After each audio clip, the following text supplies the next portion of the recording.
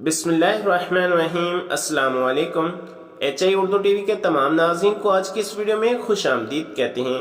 امید کرتے ہیں کہ آپ تمام دوست خیر و عافیت سے ہوں گے۔ آج کی اس ویڈیو میں آپ دوستوں کے ساتھ استخارہ کرنے کا طریقہ حدیث کی روشنی میں بیان کریں گے۔ جابر بن عبداللہ سلمہ رضی اللہ تعالی عنہ نے خبر دی، انہوں نے کہا کہ رسول اللہ صلی اللہ علیہ وسلم اپنے صحابہ کو ہر مباح کام میں استخارہ کرنا سکھاتے تھے، جس طرح آپ قرآن کی سورت سکھاتے تھے۔ آپ صلی اللہ علیہ وسلم فرماتے کہ جب تم میں سے کوئی کسی کام کا مقصد کرے تو اسے چاہیے کہ فرض کے سوا 2 رکعت نفل نماز پڑھے، پھر سلام کے بعد یہ دعا کرے، اے اللہ میں تیرے علم کے طفیل اس کام میں خیریت طلب کرتا ہوں، تیری قدرت کے طفیل طاقت مانگتا ہوں اور تیرا فضل، کیونکہ تجھے قدرت ہے اور مجھے نہیں،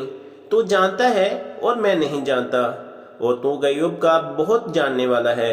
اے اللہ بس اگر تجھے بات جانتا ہے،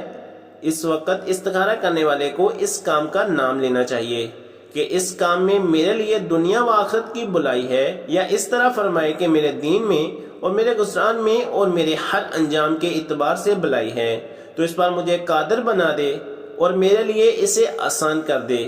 پھر اس میں میرے لیے برکت عطا فرما۔ اے اللہ، اور اگر تو جانتا ہے کہ یہ کام میرے لیے برا ہے، میرے دین اور میرے گزراہ کے اعتبار سے اور میرے انجام کے اعتبار سے،